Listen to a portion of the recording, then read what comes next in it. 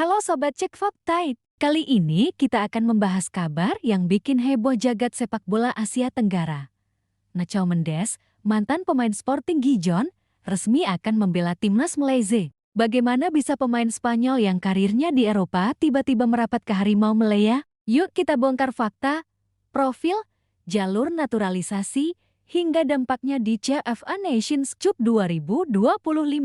Nama lengkapnya Ignacio Nacho Mendes. Ia lahir di Luanco, Spanyol, pada 30 Maret tahun 1998. Artinya, musim panas ini ia genap berusia 27 tahun usia matang untuk seorang gelandang sentral. Nacho Mendes memulai karier sepak bola di Akademi Sporting Gijon. Ia naik ke tim utama pada 2018. Sejak itu, hampir seluruh karier profesionalnya dihabiskan di klub berjuluk Roji Blancos itu. Statistiknya juga tidak main-main. 218 pertandingan di semua kompetisi, 17 gol dan 11 assist, total 203 penampilan di Segunda Division Liga 2 Spanyol, 15 gol dan 10 assist di Segunda. Tapi, meski loyal di Gijon, Nacho belum pernah mencicipi La Liga. Sporting Gijon memang kesulitan promosi sejak terdegradasi beberapa musim lalu. Ini salah satu alasan mengapa karier Nacho mentok di kasta kedua. Meski secara skill dia punya kualitas mumpuni. Mungkin kamu bertanya-tanya, kok bisa pemain Spanyol dapat paspor Malaysia? Jawabannya, garis keturunan. Dalam laporan media Malaysia, jurnalis setempat membocorkan bahwa kakek Nacho Mendes lahir di Penang, Malaysia. Artinya, Nacho punya darah Malaysia dari jalur keluarga kakeknya. Menariknya, ia juga disebut punya darah Kuba, selain Spanyol dan Malaysia. Ini membuat proses naturalisasi Nacho Mendes terbilang lebih cepat dibandingkan pemain asing yang sama sekali tak punya ikatan darah dengan Malaysia. Prosesnya mirip dengan yang dilakukan Malaysia saat merekrut Leridon Krasniqi dan Guilherme de Paul beberapa tahun lalu. Tapi kasus Nacho lebih kuat karena ada jalur keturunan langsung, bukan sekadar residensi panjang. Setelah resmi punya paspor Malaysia, Nacho Mendes tidak akan lama menganggur. Ia langsung merapat ke Johor Darul Ta'zim JDT, klub terkuat Malaysia sekaligus langganan juara Liga Super Malaysia. Bergabungnya Nacho ke JDT bikin Harimau Selatan makin menyeramkan. Pasalnya, JDT sudah punya skuad bintang dengan pemain lokal terbaik plus bintang impor seperti Fernando Forestieri. Kehadiran Nacho membuat lini tengah JDT makin berkelas. Apalagi Nacho dikenal sebagai gelandang box-to-box yang tahan banting, punya visi, dan berpengalaman menghadapi tekanan kompetisi Eropa. Nacho Mendes dijadwalkan langsung menjalani debut bersama timnas Malaysia di turnamen CFA Nations Cup ke-2025.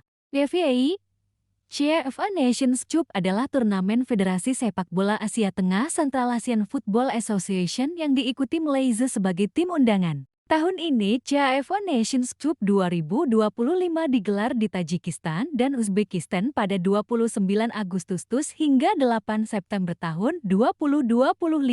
Malaysia akan berhadapan dengan lawan-lawan tangguh dari Asia Tengah seperti Uzbekistan, Tajikistan, Turkmenistan, dan Kirgistan.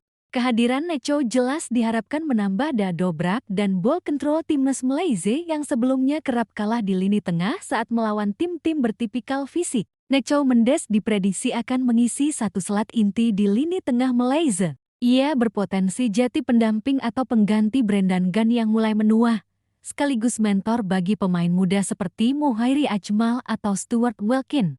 Peta persaingan di skuad Harimau Malaya jelas makin ketat. Dengan Nacho, pelatih Kim Pan-gon punya opsi taktik yang lebih beragam. Bisa main lebih berani menekan lawan di tengah. Punya jenderal lapangan berpengalaman. Membuka opsi long pass dan distribusi bola ke sayap lebih akurat. Namun, ini juga memancing kritik. Beberapa pihak menilai Malaysia terlalu bergantung pada pemain naturalisasi. Padahal talenta lokal sebenarnya cukup banyak. Kasus Nacho bisa memicu debat publik tentang arah pengembangan pemain lokal vs pemain asing keturunan.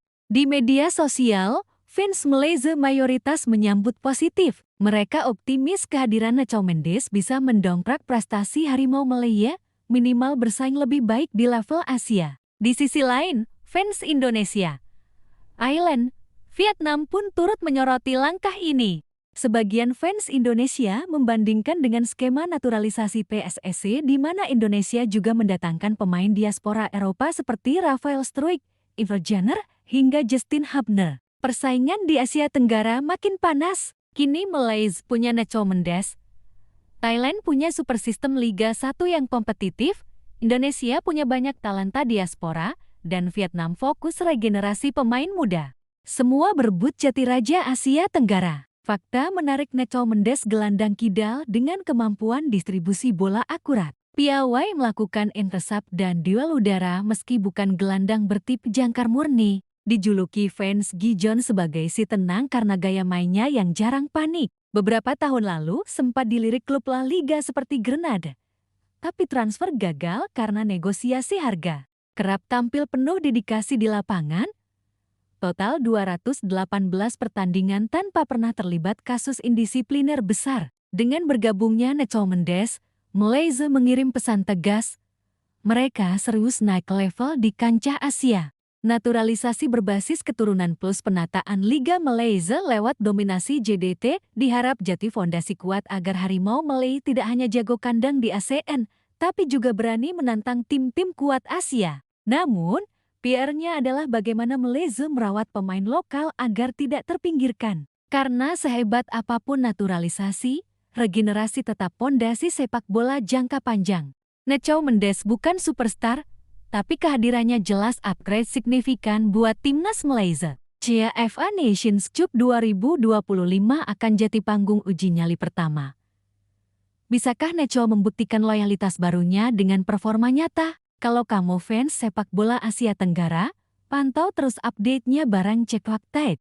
Jangan lupa like, share, dan subscribe untuk kabar fakta, data, dan analisis mendalam timnas Indonesia, Malaysia, dan rival se-Asia Tenggara. Sampai jumpa di konten investigasi berikutnya. Salam sportif, salam data, salam Cek Fakta.